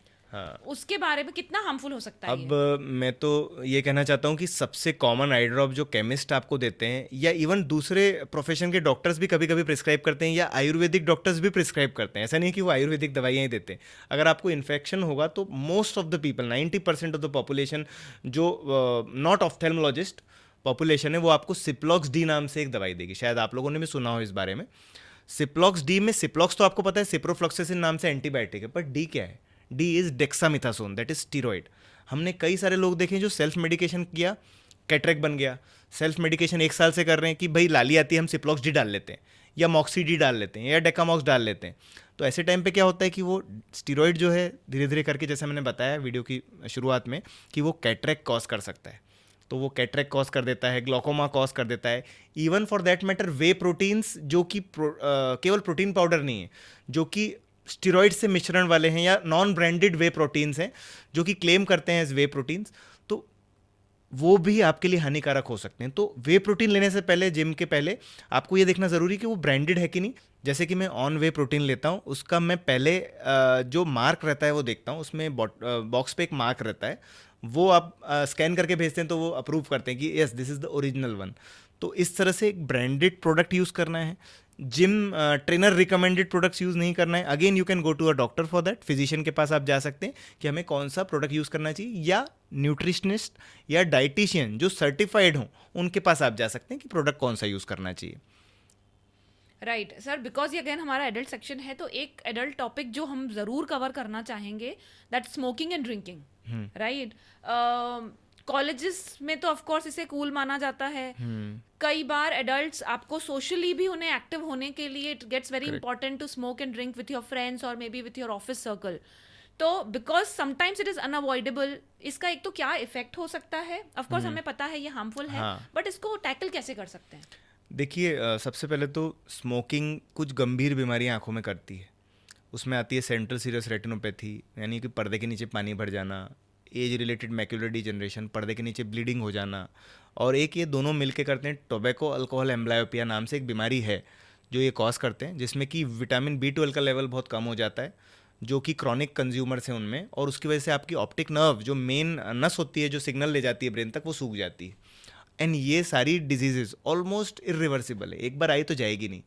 इस तरह की बीमारियों से बचने के लिए हमें प्राइमरीली स्मोकिंग बंद कर देना चाहिए, ग्रेजुअली बंद करना चाहिए। अगर आप 10 सिगरेट पीते हैं तो 1 महीने बाद 9 पिएं, 1 महीने बाद 8 करें, ग्रेजुअली कम करना है। कभी भी एकदम से सडन बंद नहीं करना है, उससे अर्ज आ सकती है और उससे आपकी तबीयत उल्टी ख़राब हो सकती है। तो धीरे धीरे करके आप बंद करें। अल्कोहल अगर लेते हैं तो धीरे धीरे करके उसको बंद करें। ऐसा भी बोला जाता है कि red wine is beneficial for heart, but ऐसा नहीं है कि अनलिमिटेड क्वांटिटीज़ में। बहुत थोड़ी सी red wine is beneficial for heart, but ऐसा कोई आई रिलेटेड स्टडी नहीं है अभी तक लिटरेचर में। तो हमें अल्कोहल एंड स्मोकिंग अवॉइड करना ही चाहिए। पर अगर कर रहे हैं आप सोशली कर रहे हैं कभी कभी, तो that is I think acceptable. पर इसकी वजह से अगर कोई प्रॉब्लम आता है तो इमीडिएट दिखाएं। ऐसा नहीं सोचें कि यार 2 दिन में ठीक हो जाएगा, कभी कभी नहीं होता है वो ठीक। जी। इंडिया जैसे कि डायबिटीज़ का कैपिटल बनता जा रहा है, थायराइड और डायबिटीज़ तो हमारे यहाँ बहुत कॉमन हो गया है। हमें ये पता है कि इसका इफेक्ट शरीर पर क्या पड़ रहा है, बट अगेन आँखों पर इसका क्या असर है? दोनों ही से रिलेटेड ना आँखों की बीमारियाँ होती है, थायराइड ऑफ्थेल्मोपैथी और ऑफ्थेल्मोपैथी ने आँख की बीमारी थायराइड रिलेटेड, और डायबिटिक रेटिनोपैथी। डायबिटीज़ यूजुअली आपकी रेटिना को अफेक्ट करती है। डायबिटीज़ सबसे कॉमन बीमारी है रेटिना में ब्लीडिंग, सूजन कॉज करने वाली, और इसकी वजह से विजन लॉस करने वाली। आई थिंक डायबिटीज़ के सबसे ज़्यादा हमारे पास पेशेंट आते हैं जो रेटिना प्रॉब्लम से जूझ रहे हैं, जिसमें कि आंखों के अंदर हमें इंजेक्शंस देने पड़ते हैं, लेज़र करनी पड़ती है। कभी कभी हम मना कर देते हैं कि कुछ नहीं हो सकता, और कभी कभी आखिरी स्टेजेस में हमें सर्जरी तक करनी पड़ती है, मेजर सर्जरी। ऐसा 5 मिनट की सर्जरी, 2 घंटे की मेजर सर्जरी भी करनी पड़ सकती है। सिलिकॉन ऑयल डलता है। तो वो एक बेसिकली सबसे ईजी चीज़ है। आप डायबिटीज़ अच्छे से कंट्रोल रखें। 3 महीने का एवरेज शुगर इवन पढ़े लिखे लोग भी नहीं कराते, तो इन 3 to 6 मंथ्स एक 3 महीने का एवरेज शुगर कराएं। ये एवरेज शुगर आपको बताएगा, अगर ये 7 के ऊपर है तो आपकी आंखें ख़राब होने का बहुत हाई रिस्क है, किडनी ख़राब होने का बहुत हाई रिस्क है। तो आप कोशिश कीजिए कि इसको 7 के नीचे ले आएँ। मुझे पता है बहुत मुश्किल है, सारे डायबिटिक पेशेंट, हम हर चीज़ कर रहे हैं फिर भी नहीं हो पा रहा है। तो केवल देखिए क्या होता है, मैंने इंडियन हाउस होल्ड्स में देखा है, सब लोग रोटी पे घी लगा रहे हैं। पर अगर आपको प्रॉब्लम है, अगर आपका लिपिड बढ़ा हुआ है, डायबिटीज़ बढ़ी हुई, तो रोटी पे घी लगाना बंद करना पड़ेगा, लूखी रोटी खानी पड़ेगी। लोग जितना ज़रूरत है उससे ज़्यादा खा लेते हैं, ऐसा नहीं है। अगर आप रेगुलर अपना डाइट कंट्रोल नहीं कर रहे हैं तो ऑब्वियसली वो शुगर आपका बढ़ाएगा। तो HbA1c जो 3 महीने का शुगर है, वो 7 के नीचे अगर आपका नहीं हो रहा है तो आंखों में प्रॉब्लम आने का बहुत हाई रिस्क है। अब आते हैं हम थायराइड पे। थायराइड ऑफ्थेल्मोपैथी कुछ मायनों में डायबिटिक रेटिनोपैथी से भी ज़्यादा गंभीर है, क्योंकि वो परमानेंट रोशनी डाउन कर सकती है। अगर आपका थायराइड ऑफ्थेल्मोपैथी आखिरी स्टेज में चला गया है तो आंख बाहर की तरफ आती है, जिसको हम बोलते हैं प्रोप्टोसिस। आंख ऐसे बाहर की तरफ थोड़ी आती है, आपको बड़ी बड़ी आंखें ऐसी दिखाई देंगी उन लोगों की। साथ में उसका मूवमेंट रुक जाता है, क्योंकि थायराइड क्या करता है, मसल टाइटनिंग कर देता है। आंखों की 4 मसल होती हैं साइड साइड में और एक ओब्लिक मसल्स होती हैं ओब्लिक इधर एरिया में, सारी मसल टाइटनिंग करता है जिससे आंखों का मूवमेंट ये रेस्ट्रिक्ट हो जाता है और उसके बाद पीछे ये सूजन कर देता है, आंखों के पीछे सूजन कॉज करते जा रहा है। और आंखों के पीछे क्या है, ऑप्टिक नर्व जो ब्रेन तक विजन ले जा रही है और उस कभी कभी ऑप्टिक नर्व को कंप्रेस कर देता है जिससे कि मेजर सर्जरी करना पड़ता है। अगर ऐसा बीमारी आ गया है तो कभी कभी डीकम्प्रेशन सर्जरी, यहाँ का बोन तोड़ना पड़ता है, यहाँ का बोन तोड़ना पड़ता है जिससे वो आँख वापस अपनी जगह जा सके। तो अगेन थायराइड भी पूरे तरह से मेंटेन रखना है। बट अगर नॉर्मल थायराइड एलिवेशन है या नॉर्मल थायराइड आपका कम हो गया, आंखों में ड्राइनेस सबसे कॉमन सिम्टम रहता है, पर उसके बाद ये करते करते एंड स्टेज तक भी जा सकता है। तो थायराइड और डायबिटीज़ 2 ऐसी हार्मोनल प्रॉब्लम्स हैं जिससे रिस्क नहीं लेना है। एवरी 3 मंथ्स आप अपने एंडोक्राइनोलॉजिस्ट को दिखाएं अगर आपका शुगर बढ़ा हुआ है, और एवरी 6 मंथ्स अगर आपकी आंखों में हल्की सी बीमारी आ गई है तो एवरी 6 मंथ्स अपने आंखों के डॉक्टर को दिखाएं। और आंखों में गंभीर बीमारी है उसका इलाज कराएं। डायबिटिक रेटिनोपैथी रिवर्सिबल है, हम रोशनी वापस ला सकते हैं पूरी गई हुई। ऐसे ही थायराइड ऑफ्थेल्मोपैथी रिवर्सिबल है, आंखों बाहर आई हुई आंखें हम वापस अंदर कर सकते हैं केवल दवाइयों से शुरुआती दौर में।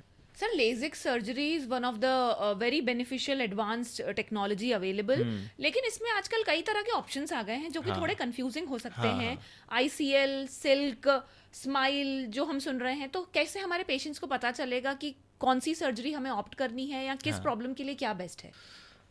जी, बहुत सारी डिफरेंट टेक्नोलॉजीज़ हैं, तो हम शुरू से शुरू करते हैं। सबसे पहले आया था आरके सर्जरी, रेडियल केराटोटोमी, जो कि सबसे बड़ा जो उसका गढ़ था, मैं प्राउडली कहना चाहूँगा, वो इंदौर था। हार्डिया सर जो करते थे ये सर्जरीज, तो वर्ल्ड वाइड से लोग यहाँ आते थे। पर आरके सर्जरीज उस समय वही टेक्नोलॉजी थी। RK surgeries after a period of 10-15 years हमें पता चला कि आरके सर्जरीज में बहुत सारे कॉम्प्लिकेशन होने लगे, जिसकी वजह से फिर वर्ल्ड वाइड आरके सर्जरी बंद हुई। फिर आई लेसिक। लेसिक के कई प्रकार आए, पीआरके आया, एपीलेसिक आया, लेसिक आया, पर सबसे अच्छा जो प्रक्रिया आया उसमें आया लेसिक। लेसिक का फुल फॉर्म क्या है, लेज़र इंड्यूस्ड इन सीटू केराटोमिलिस। ऐसा तो कुछ समझ में नहीं आता है। अब इसका साधारण अर्थ देखें, लेज़र इंड्यूस यानी लेज़र के द्वारा, केराटोमिलियस, केराटोमिलियस यानी कॉर्निया का शेप चेंज कर देना। तो लेज़र के द्वारा कॉर्निया के शेप चेंज कर देने को लेसिक कहते हैं। लेसिक के भी कई प्रकार आए, कॉन्टूरा, femto, microkeratome.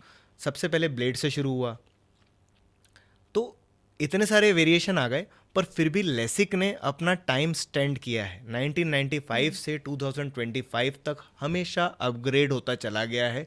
Long term data available है कि रिस्की नहीं है। हम इसके साइड इफ़ेक्ट्स में अगले क्वेश्चन में आते हैं। उसके बाद आते हैं हम स्माइल और सिल्क पे।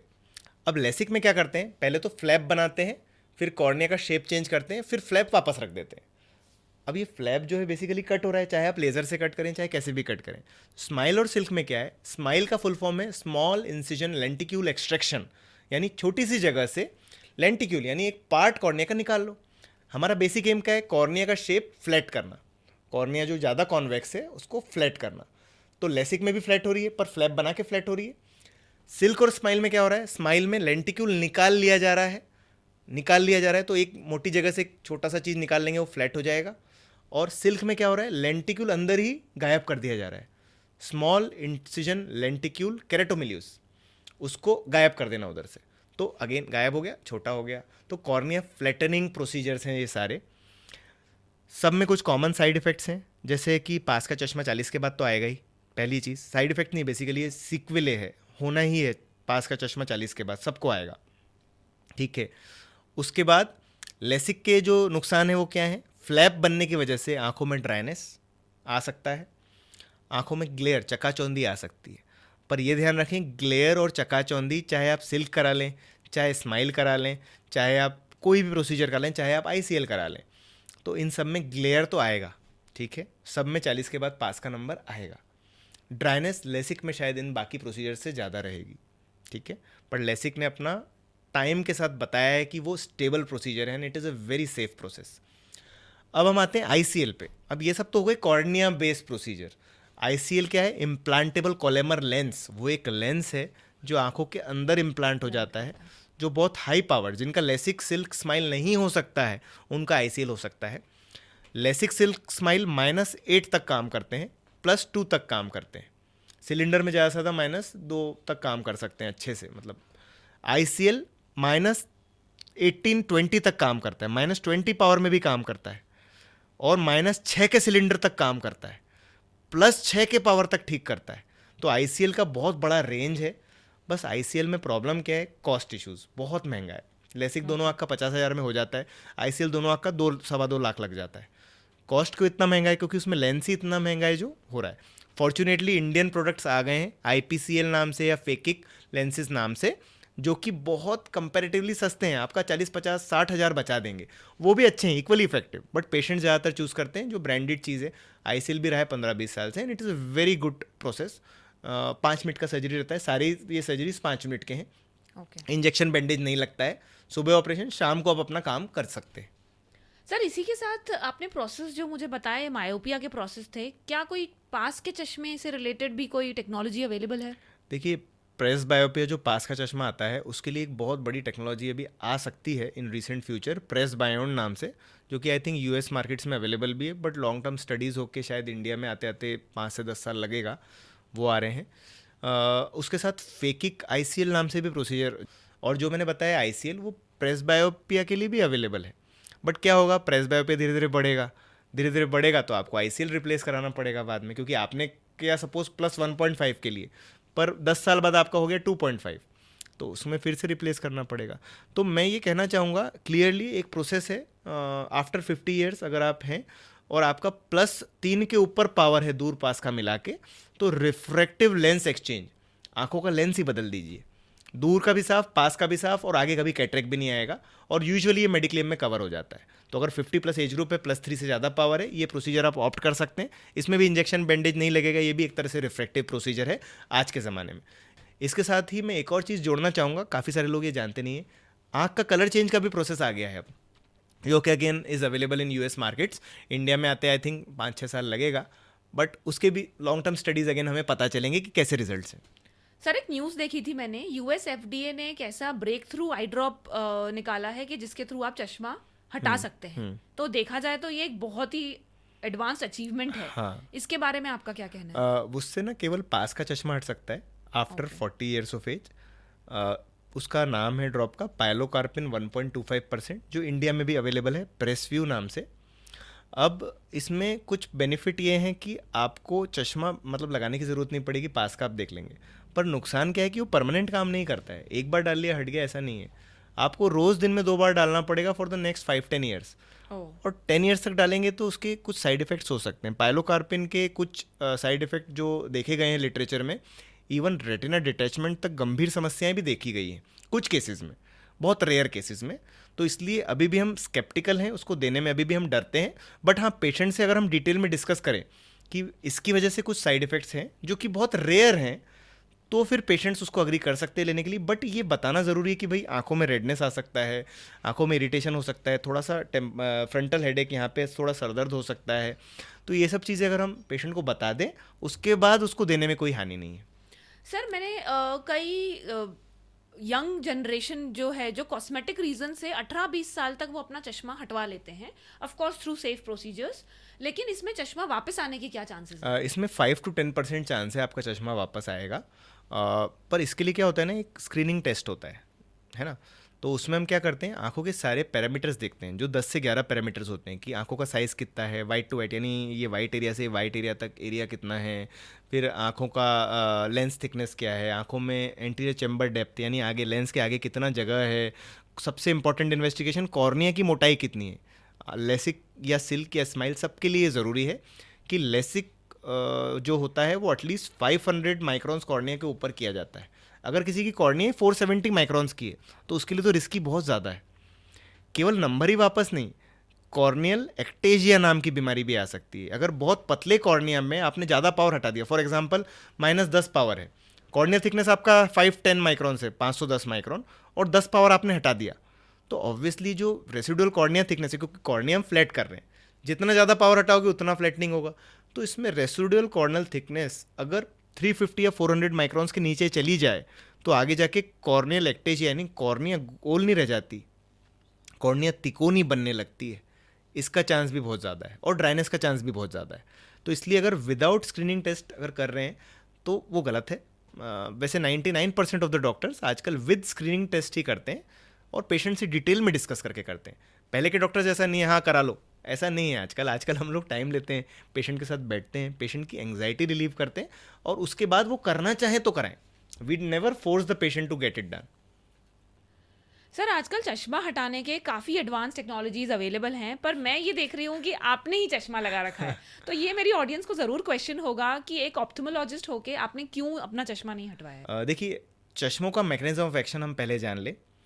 चश्मे कॉनकेव ग्लासेस हैं, यानी हम यूजुअली माइनस का चश्मे की बात करेंगे क्योंकि वो कॉमन है। तो माइनस के चश्मे कॉनकेव ग्लासेस हैं, यहाँ से मोटे यहाँ से पतले, यानी एपेक्स ऑफ प्रिज्म कहाँ है, यहाँ पे बेस यहाँ है।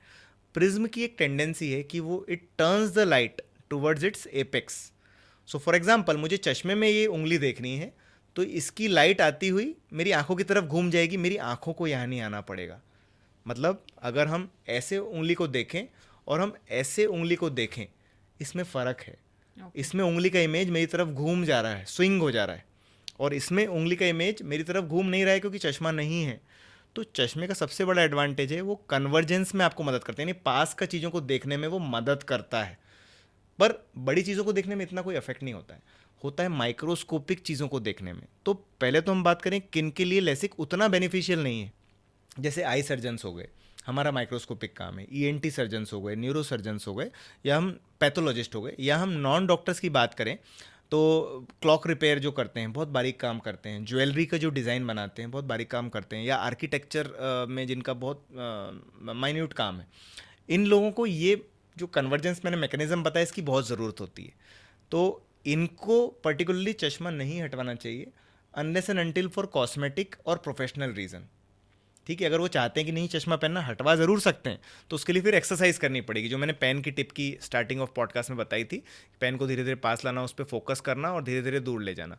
तो ये एक्सरसाइज उनको बहुत अच्छे से करनी पड़ेगी। अगर कोई आई सर्जन भी कराएगा तो उसको भी एक्सरसाइज बहुत अच्छे से करनी पड़ेगी, जिनका उनका प्रोफेशनल वर्क डिस्टर्ब ना हो। तो पहला चीज़ ये है कि किस लिए आई डॉक्टर चश्मा नहीं हटाते। दूसरा, क्योंकि हमारे जब हम लोग मतलब 25 साल के थे तब इतनी अच्छी टेक्नोलॉजीज़ नहीं थी जो आज के ज़माने में है। Smile, silk, LASIK, Contoura, ICL। तो हमारे टाइम में वो टेक्नोलॉजीज़ ना होने के कारण उस समय हम नहीं करा पाए। और अब एज इज़ नियरिंग 40, तो जैसे ही मेरी एज 40 होगी मुझे पास का चश्मा लग जाएगा। अगर मैंने चश्मा हटवा लिया तो ऑब्वियसली, क्योंकि अभी मेरा माइनस में पावर है, पास का प्लस में आएगा तो मेरा नेट पावर पास के लिए 0 रहेगा, तो मुझे प्रॉब्लम नहीं आएगी। पर अगर मैंने चश्मा हटवा लिया तो मेरा पावर हो गया 0, तो जब आएगा एज के साथ वो प्लस में आएगा मुझे। और जब ये प्लस में पावर आएगा, मैं अपनी सर्जिकल ट्रॉली ही नहीं देख पाऊंगा कि मुझे सामान क्या उठाना है उस पर से, मुझे दिखेगा नहीं। तो उसके लिए मुझे एक असिस्टेंट अलग से रखना पड़ेगा जो मुझे चश्मा पहनाए, फिर मैं सर्जिकल ट्रॉली से सामान उठाऊं, फिर मेरा चश्मा हटाए, फिर मैं सर्जरी करूं। तो ये सब चीज़ों से बचने के लिए आई डॉक्टर चश्मा नहीं हटाते हैं। और तीसरा कारण है, मैं अपनी एक रील्स में भी बताया था, उसमें एक गाना है, मैं चाहे ये करूं मैं चाहे वो करूं मेरी मर्जी। तो ऑब्वियसली एक पर्सनल चॉइस है, कॉस्मेटिक चीज़ है। तो मैं जो मुझे बोल रहे हैं कि चश्मा क्यों नहीं हटाते, मैं उनसे पूछना चाहूँगा आप काजल क्यों नहीं लगाते? लगाओ ना, आप भी काजल लगाओ। तो यही है, कॉस्मेटिक रीज़न पर्सनल चॉइस होता है, किसी को फोर्स नहीं कर सकते। और कई सारे मेरे रिनाउंड आई डॉक्टर्स हैं जो चश्मा हटवा चुके भी हैं, क्योंकि मतलब उनको नहीं पहनना था चश्मा, और उनको एक्सरसाइज करने में कोई प्रॉब्लम नहीं था, और उनको ये था कि वो इतना माइन्यूट काम जैसे रेटिना सर्जरीज उनको इतना नहीं करना था, उनको प्राइमरीली कैटरेक्ट और बेसिक सर्जरीज करनी थी आंखों की। कई सारे लोग हैं ऐसे हटाए, इवन रेटिना सर्जन्स ने भी हटाए हुए। सर हमने कई एडवांस टेक्नोलॉजीज के बारे में अभी आपसे सुना, which is of course a very good achievement by science, but ये बहुत एक्सपेंसिव हो गए हैं। एक आम आदमी के लिए अफोर्ड करना बहुत मुश्किल होता जा रहा है। एज अ डॉक्टर आप क्या कहना चाहेंगे? सबसे पहले तो हम कंपैरेटिव अगर देखें बाहर के देशों से और इंडिया में, तो इंडिया में अभी भी बहुत चीप रेट्स में अवेलेबल हैं सारी चीज़ें। और अगर हम देखें तो टेक्नोलॉजी जहाँ बढ़ेगी वहाँ कॉस्ट तो बढ़ेगा, क्योंकि ये बड़ी बड़ी कंपनीज बना रही हैं प्रोडक्ट्स, केवल डॉक्टर्स नहीं बना रहे। मतलब doctors are not increasing the cost increase कर रही हैं बड़ी बड़ी कंपनीज़ हैं जो इतना अच्छा टेक्नोलॉजी लेके आ रहे हैं। उनके पेटेंटेड कुछ मॉलिक्यूल्स हैं, जैसे ICL भी काफ़ी सालों तक एक ही कंपनी बना रही थी, स्टार ICL, तो इट हैड अ मोनोपोली। तो बेसिकली उनके जो कॉस्ट हैं दोज आर इंक्रीजिंग।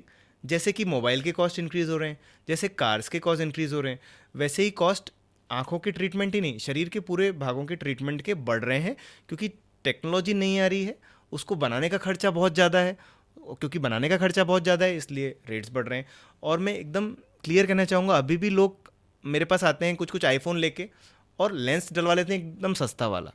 तो पेशेंट्स को ये समझना चाहिए कि फ़ोन से ज़्यादा इंपॉर्टेंट आपकी आइज़ हैं। अगर आपका बजट जो कहे, अगर बजट है तो आप अच्छा लेंस डलाइए, अगर आप बजट नहीं है तो सस्ते लेंस से भी उतना ही सुधार आएगा। पर हाँ, टेक्नोलॉजी वाइज थोड़े फ़र्क रहेंगे जो कि हम डिटेल में बात नहीं कर सकते बिकॉज ऑफ लिमिटेड टाइम। और साथ में अगर आपके पास कॉस्ट है तो आप अच्छे से अच्छा रिफ्रैक्टिव प्रोसीजर कराएं, पर कॉस्ट नहीं है तो सस्ता रिफ्रैक्टिव प्रोसीजर भी अच्छा रहता है, बशर्ते आपकी आंखें उसके लिए सही हैं। अगर आंखों का कॉर्निया बहुत फाइन है, ऐसा लग रहा है कि नहीं कॉर्निया इतना अच्छा नहीं है, तो ऑब्वियसली आप बेसिक प्रोसीजर्स नहीं करा सकते। तो cost will increase with time, और अगर अफोर्डेबिलिटी जिसकी है वो कॉस्ट प्रेफर करे। अदरवाइज गवर्नमेंट की कुछ योजनाएं हैं जो बहुत अच्छी है। मैं कहूँगा कि आयुष्मान योजना से रेटिना के 60-60 हज़ार के ऑपरेशन आराम से फ्री ऑफ कॉस्ट हो रहे हैं, तो बिल्कुल उसका भी हम लुत्फ उठाएं। पर अनफॉर्चुनेटली लेसिक और बहुत सारी जगहों पे कैटरेक्ट सर्जरी ये आयुष्मान में कवर्ड ही नहीं है। लेज़र वाली, कट वाली कैटरेक्ट सर्जरीज बहुत सारी जगह कवर्ड है। आई थिंक हमें धीरे धीरे टेक्नोलॉजिकल अपग्रेड के साथ आयुष्मान में इस तरह की सर्जरीज भी कवर करनी चाहिए जो कि गवर्नमेंट बेस्ड इनिशिएटिव होना चाहिए। So bottom line is doctors are not increasing the price, companies are increasing the price, and government should take appropriate action to reduce and act on the right time, जिससे कि prices slash कर सकें और सही prices वो रख सकें अपनी जनता के लिए। सर, गवर्नमेंट इनिशिएटिव्स की अगर बात करें तो एक आई डोनेशन इनिशिएटिव जो है, जो कि Correct. बहुत कमेंडेबल है गवर्नमेंट की तरफ बिल्कुल से। बिल्कुल सही। तो ऑफ कोर्स गवर्नमेंट तो उसे प्रमोट कर ही रही है, बट एज अ डॉक्टर आप कैसे आप अपने पेशेंट्स को एनकरेज करेंगे या इवन हमारी ऑडियंस को कि वो आई डोनेशन की तरफ सोच सके? देखिए, आई डोनेशन ना एक ऐसी चीज़ है जिसमें कि आपको इंडिविजुअल डिसीजंस लेने पड़ेंगे। बहुत सारे लोगों को आंखों की ज़रूरत है, छोटे छोटे बच्चों की आंख खराब है। अभी कार्बाइड टॉक्सिसिटी हमने देखी, इतने सारे केसेस आए जिसमें बच्चों की आंखें चली गई। 10 से 15 केसेस हैं जिनका कॉर्नियल ट्रांसप्लांट लगेगा, पर कॉर्निया कहाँ से आएगी? लोग प्लेज करेंगे उनके जीवित समय में कि हम जब मर जाएं तो हमारी कॉर्निया ली जाए। इसके लिए प्लेज करने के लिए सिंपल है, एक हेल्पलाइन नंबर है जो आप गूगल पे चेक कर सकते हैं। इमीडिएटली वहाँ कॉल करें, नियरेस्ट आई बैंक में आप कनेक्ट होंगे, आप बोलें कि हमें अपनी आइज़ प्लेज करनी है, उसका एक फॉर्म फिल करना रहेगा, एंड देयर यू गो। मतलब देन उसके बाद आप जब भी भगवान ना करे ऐसा कुछ हो तो हमारी कॉर्निया जो है वो ली जाएगी। गवर्नमेंट इनिशिएटिव से भी ली जा सकती है, और आजकल कई सारे प्राइवेट आई बैंक्स हैं, वहाँ से भी ली जा सकती है। और इसमें कोई धांधली नहीं होती है, जैसे हम सोचते हैं ना इसकी ये आँख ने ये कर ली उसका बेच दिया, ऐसा कुछ नहीं होता है।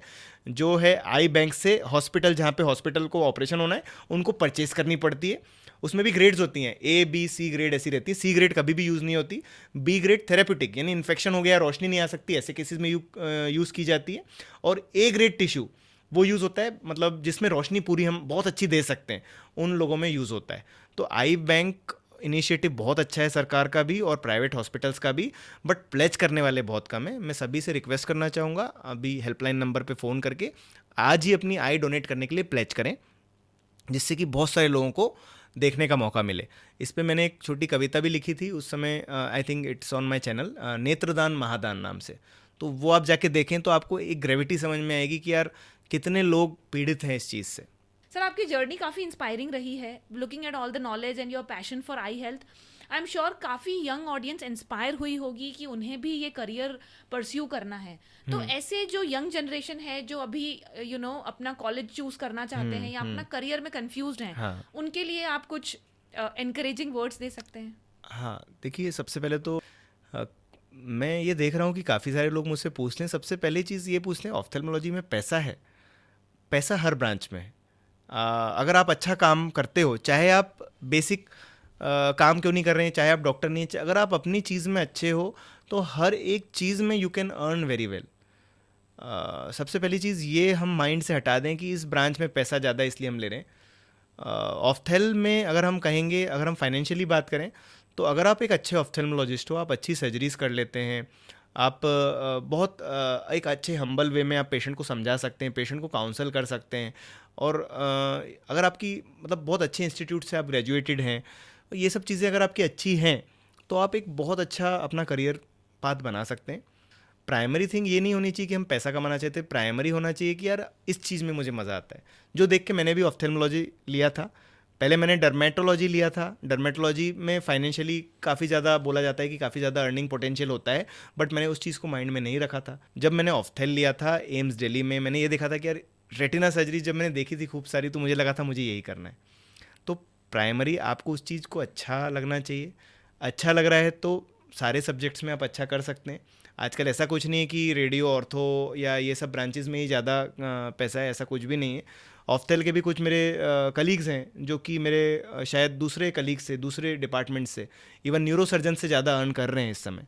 तो पहली चीज़ है कि अर्निंग नहीं देखना है, आपको देखना है हॉबी। दूसरी चीज़ है कि कॉलेज भी उसमें अच्छा होना चाहिए। ऐसा नहीं है कि कॉलेज कोई भी ले लिया, मतलब आपको कोई ब्रांच चाहिए पर उसका आपको अच्छा कॉलेज नहीं मिल रहा है, तो देखिए कॉलेज तक ही आपका मेन जो ग्राइंडिंग होता है, मेन जो लर्निंग होता है वो कॉलेज में होता है। कॉलेज के बाद जनरली बस अपडेट कर सकते हो अपने आप को, जो बेस बनता है वो कॉलेज में बनता है। तो ऐसा कॉलेज लेना है जहाँ सर्जरीज भी अच्छी बता रहे हैं, जहाँ सिखा रहे हैं सर्जरीज भी अच्छे से और साथ में नॉलेज भी अच्छा दे रहे हैं। तो दो चीज़ें हैं, passion and good college and branch preference. कुछ लोग मेरे से पूछते हैं यार मुझे मेडिसिन चाहिए था पर मिल नहीं रहा है, मैं ऑफ्थेल्मोलॉजी ले रहा हूँ। भाई मत लो, आप ड्रॉप ले लो, फिर से पढ़ाई कर लो, मेडिसिन ही लो। आप ऑफ्थेल लेके पछताएंगे अगर आपको पसंद नहीं है। पसंद है तो इससे अच्छी कोई ब्रांच नहीं है। जी सर, बहुत सीरियस बातें हो गई। अब एक छोटा सा गेम खेलते हैं Okay. जिसमें I will tell you some one liners, आप हमें बताइए कि वो मिथ है या फैक्ट है। हाँ और अगर आप चाहें तो एक रीजन भी दे सकते हैं। जी, ओके, रेडी? स्टार्ट। गाजर खाने से चश्मा उतर जाता है। मिथ। स्क्रीन पर ज्यादा देखने से आंखें परमानेंटली डैमेज हो जाती हैं। मिथ। चश्मा एक बार लग जाए तो जिंदगी भर ही रहता है, कभी नहीं उतर सकता। Can be called as myth, पर सर्जरी से हटाया जा सकता है। बट हाँ, पास का चश्मा 40 के बाद आएगा। आई एक्सरसाइज से आपकी नजर वापस आ सकती है। मिथ। नज़र वापस नहीं आ सकती, आंखों की सेहत बेटर हो सकती है। ब्लू लाइट 100% प्रोटेक्टिव ग्लासेस होते हैं। मिथ। सनग्लासेस सिर्फ फैशन के लिए यूज किए जाते हैं। फैक्ट। ओके। बट हाँ, अगर सन ग्लासेस आपकी यूवी प्रोटेक्टिव हैं, जो आपको बेसिकली बीच साइड में और जो हम हिल टॉप्स पे जाते हैं जहाँ स्नो कवर्ड माउंटेन्स रहते हैं, वहाँ पे बहुत बेनिफिशियल हैं और यूवी प्रोटेक्ट से आपका रेटिना को भी बचाते हैं। बट मैंने देखा है कि लोग फैशन के लिए ही यूज़ कर रहे हैं। राइट। ओके, स्मोकिंग से लंग्स डैमेज होते हैं, सिर्फ आंखों पे कोई इफेक्ट नहीं पड़ता। फैक्ट है कि लंग डैमेज होते हैं पर आंखों पे भी इफेक्ट आता है। लेजिक सर्जरी के बाद चश्मा वापस आता ही आता है। मिथ। 10% लोगों के नीचे ही इसका रेट है, मतलब आने का रिस्क है। आयुर्वेदिक आई ड्रॉप से आईसाइट वापस नॉर्मल हो सकती है। मिथ। कॉन्टैक्ट लेंस पहनना 100% सेफ है। मिथ। ओके। इन्फेक्शन का बहुत हाई चांस होता है। बचपन में घास पर नंगे पैर चलने से चश्मा नहीं लगता है। मिथ। अंधेरे में टीवी या फोन देखने से आंखें खराब होने के चांसेस ज्यादा हैं। फैक्ट है एक्चुअली। इससे मैं मैकेनिज्म बता देता हूँ कि आँखों में जब हम अंधेरे में देखते हैं या उल्टा लेट के देखते हैं तो, और एज आपका ज़्यादा है, तो क्या होता है कि प्यूपिल आपका डायलेट होता है।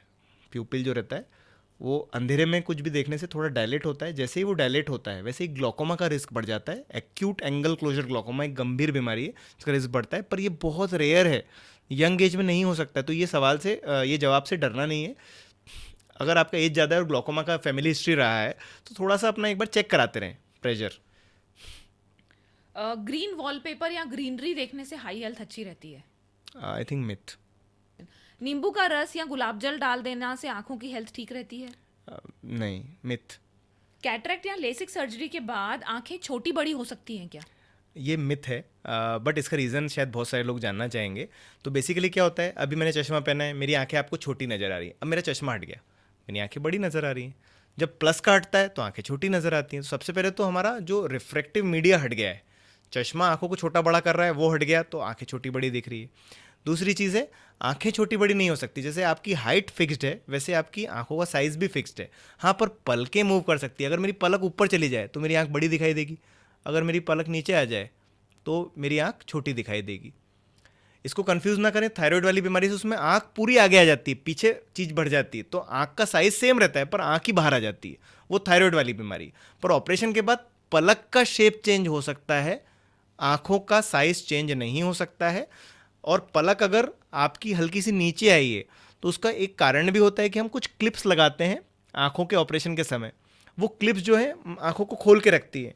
कभी कभी इसकी वजह से थोड़ा सा मसल इंजरी हो जाता है, जो यूजुअली 50-60% केसेस में अपने आप रिकवर हो जाता है। माइन्यूट आई थिंक 5-10% लोगों को ही उसमें ऑपरेशन की ज़रूरत पड़ती है वापस से पलक ठीक करने के लिए। बहुत रेयर है ये चीज़, रेगुलरिटी में नहीं होता है। Thank you so much sir for clearing all the myths and facts today. कुछ और थोड़े सवाल जो हमारे पास हैं कि कॉन्टैक्ट लेंसेज का जैसे आपने बताया अभी, तो कॉन्टैक्ट लेंसेज काफ़ी रिस्की मुझे फील होते हैं अगर आपने लगा रखे हैं और आप सो गए कहीं पे, हाँ। आप ट्रैवल कर रहे हैं, लेट्स से आपने लेंस लगा रखा है, तो कितना डेंजरस हो सकता है लेंस लगा के सोना? मैं एक किस्सा सुनाता हूँ इसके लिए। मैं एम्स दिल्ली की इमरजेंसी में बैठा था, रात में 10-11 बजा था। एक 17-year-old गर्ल हु मतलब बैग वैग के साथ आई थी, और when she opened her eyes उसकी एक आंख मेल्टेड थी, मतलब मेल्ट थी, मतलब basically it was white in colour and it was melted. Corner black भाग ही नहीं था, मेल्ट हो गया था। उसने बस इतना सा किया था कि वो स्विमिंग अपने गोवा गई थी, गोवा में उसने कुछ वाटर स्पोर्ट्स किए थे कॉन्टैक्ट लेंस पहन के, बिना प्रोटेक्टिव आई वेयर के, और वो पहन के सो गई थी। एंड अगले दिन उसका फ्लाइट 3 दिन बाद का था, पर उसने अगले दिन इमरजेंसी फ़्लाइट करा के उसने सर्च किया कि बेस्ट हॉस्पिटल, तो एम्स दिल्ली उसको मिला और वो वहाँ पे आई, और उसके लिए हम कुछ नहीं कर सकते थे। इवन उसका विजन इतना कम था, विजन था ही नहीं, लाइट भी नहीं देख पा रही थी, तो बस बेसिकली हम कुछ नहीं कर पाए उस केस में। तो कॉन्टैक्ट लेंस इतने हानिकारक हैं, तो बेसिक जो प्रोटेक्टिव रहती है चीज़ें वो करनी है। हाथ धो के लगाना है, गिर गया तो उसको वापस उठा के नहीं लगाना है, फेंक दो उसको, कोई बात नहीं, नहीं पहन पा रहे चश्मा पहन लो। अगर कॉन्टैक्ट लेंस में आपको ऐसा लगता है कि कॉन्टैक्ट लेंस पहने हुए कुछ कचरा चला गया, इमीडिएट निकाल के फेंक दें। चश्मा हमेशा कैरी करें अपने पास। रात में पहन के कतई नहीं सोना है कि ऑक्सीजन की कमी हो जाएगी, पूरा आंख बंद रखेंगे पूरे टाइम, कॉन्टैक्ट लेंस चिपक जाएगा अंदर। केवल यही नहीं कि इन्फेक्शन हो जाए, आंखों में ड्राइनेस, कुछ परमानेंट वाइट स्पॉट्स डेवलप हो सकते हैं। दूसरा चीज़ है, हाथ धो के जैसे है ना बीच बीच में धोते रहना है, और आंखों पे टच नहीं करना है फ्रीक्वेंट, लगातार। किसी को आंख आई हुई है आसपास घर में, तो कॉन्टैक्ट लेंस उसके आसपास ना लगाएं तो बेहतर है। सर अभी तक हमने बड़ों की, बच्चों की, सबकी बात कर ली है, बट एक चीज़ जो मुझे बड़ी ही अनोखी लगी है, वो बच्चों के पैदा होते ही कई बीमारियां उनकी आंखों में पाई गई हैं। कंजेनाइटिस डिसीजेस के बारे में प्लीज़ कुछ बताइए। इसमें हम 2 भाग में डिवाइड कर लेते हैं इसको। एक प्री मैच्योर बेबीज़ जो समय से जल्दी पैदा हो गए, और जो कम वजन के हैं। इसमें सबसे कॉमन बीमारी है रेटिनोपैथी ऑफ प्री मैच्योरिटी। इसका मतलब क्या है साधारण भाषा में, कि उसकी खून की नलियाँ पूरी नहीं बन पाई, क्योंकि वो पहले पैदा हो गया, जब बन रही थी उसके पहले ही वो पैदा हो गया। तो उसकी वजह से क्या हुआ कि खून की नलियाँ नहीं बन पाई। जो कोने में जो अवास्कुलर जोन है, जहाँ खून की नलियाँ नहीं बन रही हैं, वो कुछ मॉलिक्यूल सिक्रीट करता है, जिससे कि अलग गलत खून की नलियाँ बन जाती हैं, और ये जो गलत खून की नलियाँ हैं ये ब्लीड कर जाती हैं, खिंचाव कर देती हैं। तो ये चीज़ के कारण अगर किसी भी बच्चे का जल्दी पैदा हो गया है, या किसी भी बच्चे का वजन 2 किलो से कम है, तो उनको नियरेस्ट आई हॉस्पिटल में रेटिनल सर्जन को दिखाना चाहिए, या फिर हर नियोनेटल आईसीयू के साथ कनेक्टेड कुछ ऑफ्थेल्मोलॉजिस्ट होते हैं जो आते हैं, चेक करते हैं कि ये बीमारी है कि नहीं। तो वो ज़रूर ध्यान रखें। केवल डॉक्टर का काम नहीं है ध्यान रखना, पेरेंट्स को भी ध्यान रखना पड़ेगा। दूसरी जो है, अब नॉर्मल समय पे जो पैदा हुए हैं उन बच्चों में भी कुछ बीमारी रहती है, जैसे कि जो पेट में हो गई मदर को बीमारियां हैं, जैसे रुबेला एक वायरस होता है जो मदर को अंदर पेट में ही इन्फेक्ट कर देता है। दूसरे में आते हैं नॉर्मल समय पे पैदा होने वाले बच्चों के, जो कि क्या होता है कि मतलब मदर को एंटीनेटल, जब प्रेगनेंसी रहती है तब पीरियड में इन्फेक्ट कर देते हैं। कुछ ऐसे चीज़ें होती हैं जैसे रुबेला, टॉक्सोप्लाज्मा, ये प्लेसेंटा के थ्रू, जिससे बच्चा कनेक्टेड रहता है, उसके थ्रू बच्चे तक भी पहुंच सकती है, जिससे आंखों में जल्दी पैदा होते ही मोतियाबिंद, ऐसा भी हमने देखा है। या बहुत जल्दी उम्र में 2 साल से कम में मोतियाबिंद, आंखों में तिरछापन। या फिर कुछ बीमारियां ऐसी रहती हैं, एक आंखों का कैंसर होता है बहुत कॉमन बच्चों में, रेटिनोब्लास्टोमा, जो कि 1 ईयर के अंदर अंदर भी देखा जा सकता है बच्चों में, जिसमें आंखें बहुत अलग तरह की शेप ले लेती है। और कई सारी बीमारियां हैं, मतलब शॉर्टेज ऑफ टाइम की वजह से हम उसको कवर नहीं कर सकते, पर इसका केवल एक बेसिकली आइडेंटिफाइंग फैक्टर है। पेरेंट्स को अगर दिखे बच्चे की आंख तिरछी हो रही है, या कुछ वाइटनेस आंखों में, या येलोइश कुछ दिख रहा है, तो इमीडिएट दिखाएं, यानी उस आंख से बच्चे को कुछ प्रॉब्लम है, या आंखें हिल रही हैं ऐसी ऐसी, जो कि जेनेटिक बीमारियां भी हो सकती हैं। सर जेनेटिक बीमारियों की अगर हम बात करें, तो आरपी करके एक बहुत ही गंभीर बीमारी देखी गई है, इसके बारे में आप क्या कहना चाहेंगे? आरपी यानी कि रेटिनाइटिस पिगमेंटोसा होता है, हमारी भाषा में इसको रतौंदी कहते हैं, मतलब हिंदी में, जिसमें रात का दिखना बंद हो जाता है। ये एक जेनेटिक बीमारी है, शायद कॉमनेस्ट जेनेटिक बीमारी है आंखों की। इसके लिए पहले कोई उपचार नहीं था, कोई ट्रीटमेंट अवेलेबल नहीं था, बट अभी के ज़माने में एक लक्सटर्ना जीन थेरेपी जो है अप्रूव हुई है FDA से for use in this disease, पर अनफॉर्चुनेटली बहुत ज़्यादा कॉस्टली है, it will charge in crores probably, और उसके बाद भी बीमारी बस रोकी जा सकती है, रिवर्स नहीं की जा सकती है। तो इसके लिए बस बेसिक सजेशन है, दो चीज़ें बहुत इंपॉर्टेंट है जो इंडिया में अभी भी कम हो रही है। जेनेटिक काउंसलिंग, अगर आप खुद एक आरपी के पेशेंट हैं तो आप जेनेटिक काउंसलिंग करें अपने स्पाउस का भी, कि उनको कोई जीन तो नहीं आ रहा है आरपी का, क्योंकि आप दोनों के अगर जीन मिल गए और उनका भी एक जीन है, भले उनको बीमारी नहीं है पर उनके पास जीन है, तो मिल के बच्चे में चांस बढ़ाएगा। तो एक जेनेटिक काउंसलिंग बहुत ज़रूरी है कि आप जानें कि अपने स्पाउस को सिमिलर बीमारी ना हो। दूसरा कुछ में कंसेंगुइनस मैरिज, यानी फैमिली के दूर के रिलेटिव्स या फैमिली के नियर रिलेटिव से शादी। इससे क्या होता है, सेम जीन्स आप दोनों की फैमिली एक ही है, मतलब प्राइमरीली एक ही है, उसमें बीच में शादी हो गई तो क्या हुआ कि आपकी जीन्स मिक्स हो गई, और जीन्स में दोनों में आरपी की बीमारी यानी बच्चे में चांस ज़्यादा है। तो कंसेंगुइनस मैरिजेस हमें अवॉइड करनी चाहिए नियर बाय रिलेटिव से। दूसरी चीज़, हमें जेनेटिक काउंसलिंग करानी चाहिए। और सबसे इंपॉर्टेंट चीज़ है, अगर आपको आरपी है तो रेगुलर चेकअप ही लोग नहीं कराते हैं, रेगुलर चेकअप कराना चाहिए। फिर फॉल्स क्लेम्स, जैसे कि कुछ आयुर्वेदिक हॉस्पिटल्स हैं जो बताते हैं कि हम आरपी को पूरा ठीक कर देंगे, ऐसा नहीं हो सकता है। हमारे कई सारे पेशेंट जाके करा के आ गए, कुछ भी नहीं हुआ, बस पैसा वेस्ट हुआ। तो हमें फॉल्स क्लेम्स के चक्कर में नहीं पड़ना है। जैसे हम जानते हैं कि ओवर जो चीज़ बता रहा है कि यार एकदम ठीक कर देंगे, आप अपने डॉक्टर से बात करें। सबसे इंपॉर्टेंट चीज़ है, जो भी ओवर चीज़ बता रहा है that can be wrong. Sir आप एक अमेजिंग डॉक्टर तो हैं ही सही, बट हमने ये देखा है इंस्टाग्राम पे एक अमेजिंग गिटारिस्ट भी हैं। आपने बहुत सारे गाने बनाए हैं जो कि द डिस्काउंट सॉन्ग, हाँ। पर्दा है पर्दा, हाँ। और ये सारा मोटिवेशन आपको कहाँ से मिला, और किस तरह से आप ये क्रिएटिविटी जो दिखाते हैं? अब मेरी That ना is 3-4 बहुत अच्छी मतलब हॉबीज़ हैं। मैं कहूँगा मैं किसी में भी बहुत ऐसे ओवर ऐसा अच्छा नहीं हूँ, बट सब थोड़ा थोड़ा आता है। जैसे थोड़ी थोड़ी मिमिक्री कर लेता हूँ, जैसे अच्छा है नाना पाटेकर की, ऐसे करके, ऐसे कई सारे एक्टर्स की। कुछ मेरा एक्टिंग का बहुत बड़ा शौक है, मुझे एक्टिंग बहुत पसंद है, मतलब आप मुझे एक्ट करा लो कहीं पे भी, मुझे अच्छा लगता है। गिटार मैं बहुत ही एवरेज बजाता हूँ, मुझे बस कॉर्ड्स बजानी आती है, मुझे लीड्स बजानी नहीं आती है। मतलब मैं बस अपने गाने, मैं पहले गाना गाता था तो गाने के साथ साथ मैंने गिटार सीखा था कि एटलीस्ट मैं बजा लूँ तो मैं गा पाऊँगा। बट ग्रेजुअली मुझे ऐसा लगा कि ये चीज़ हम इसमें यूज़ कर सकते हैं कि हम लोगों तक पहुँचा सकें। क्योंकि नॉर्मल मैं बोलूँ मोतियाबिंद के ये प्रकार हैं, ये है, कोई नहीं सुनता है। मतलब मैंने देखा है कि इवन पहले तो नॉर्मल पब्लिक सुनती थी, अब नॉर्मल लोग भी यार ये तो सुना हुआ है मोतियाबिंद, ये है, आगे करो। तो ये सॉन्ग्स थे कैची सॉन्ग्स। जैसे कैटरेक सॉन्ग मैंने एक बुलिया गाना था उस पर बनाया था, मेरी आँख में मोतिया पक रहा है, मैं फिर से देखने के काबिल होना चाहूँ, वे की क्या करा वे की करा, ऐसे करके। सर्जन बोलता है सर्जन दा प्यार मोतिया सुन ले पुका, ऐसे करके मतलब बनाया हुआ है कुछ। तो उससे क्या होता है, लोगों का अटेंशन उस पर लगता है, लोग उस पर हर चीज़ जानते हैं कैटरेक के बारे में। रेटिना का था पर्दा है पर्दा, उसमें है पर्दे के नीचे पानी भरा है, यानी रेटिना डिटैच हो गया है। फिर सर्जन बोलता है फटे पर्दे को फिर से जोड़ के न रख दूं तो सर्जन मेरा नाम नहीं। तो इसको कॉमेडी करना थोड़ा सा। फिर एक ही हमने बहुत देखा है इंडिया में खासकर, मतलब पहली चीज़ तो आपको ये समझना है कि डॉक्टर्स डिस्काउंट नहीं दे सकते हैं, जो ऑब्वियसली एम्प्लॉयड हैं, जिनका खुद का हॉस्पिटल है वो दे सकते हैं। पर जैसे मैं एम्प्लॉयड हूँ यहाँ पे, मैं डिस्काउंट नहीं दे सकता हूँ, मेरे हाथ में नहीं है वो चीज़ें। तो हमें समझना है कि डिस्काउंट पूछने से कुछ नहीं होता है। मतलब ठीक है देते बहुत सारे लोग हैं, but that is very bad trend.